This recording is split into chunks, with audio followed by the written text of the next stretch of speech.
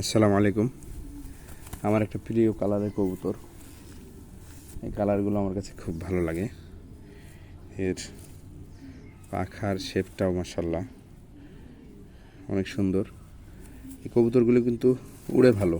এর বাচ্চা কাচ্চা অনেক ভালো উড়ে, অনেক ভালো উড়ে। এর একটা বাচ্চা গতদিন আমাদের রাজশাহীর ভাষায় আধরে যাওয়া বলে। এই যে এর পায়ের পশমগুলো ফুলের মতো অনেক বড় বড়, এই যে একদম প্রায় 7 ইঞ্চি মাশাআল্লাহ। তো এইগুলোর কারণে ওর হাঁটতে চলতে একটু কষ্ট হচ্ছে এখন, তার কারণ ও নিজেই নিজের বাচ্চা কাচ্চাগুলো বড় করে।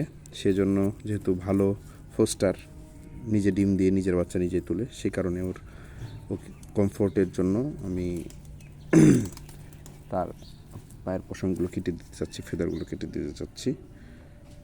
তো যদিও ফেদারগুলোই তার সৌন্দর্য, কিন্তু আমার কিছু করার নাই, কারণ তার যত বড় ফেদার, আরও বড় ফেদারগুলো কাটা আছে, এগুলো তার সাব ফেদার। বিসমিল্লাহ।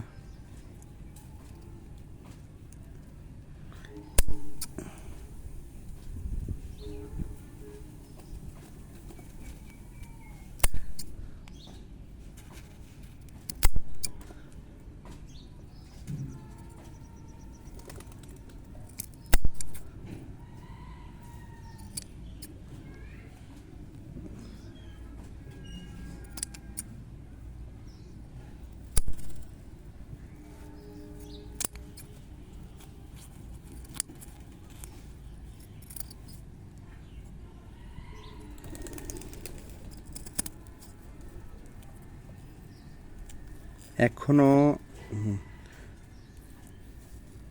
অনেক বড় হওয়া বাকি আছে। এই যে দেখেন, ভিতর থেকে আরও বের হচ্ছে। আসলে ফেদারগুলো একদম অস্বাভাবিক বড়। সচরাচর আমরা বড় ফেদারের কবুতরের ভাইরাল ভিডিও অনেক দেখেছি, তবে এরকম বড় সচরাচর হয় না বা পাওয়া যায় না।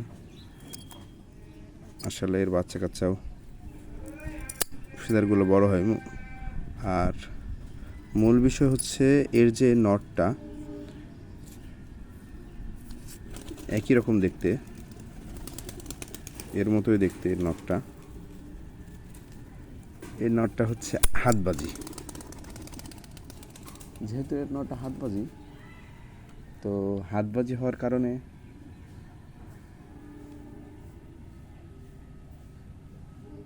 যেহেতু নটটা হাতবাজি, সেহেতু হাতবাজি হওয়ার কারণে এদের বাচ্চা কাচ্চাগুলো বাজি বেশ ভালো হয়। বাচ্চা কাচ্চাগুলোর বাজি খুব কোয়ালিটিফুল হয়, সুরকি বাজি যেটা বলে। তো মাশাআল্লাহ, থেকে আমরা এখন ছেড়ে দিব। একটু কমফোর্ট ফিল করছে সে, মাশাআল্লাহ। আশা করা যায় সে এখন তার বাচ্চা কাচ্চা করতে আর তেমন কোনো সমস্যা হবে না। আসসালামু আলাইকুম রহমতুল্লাহ।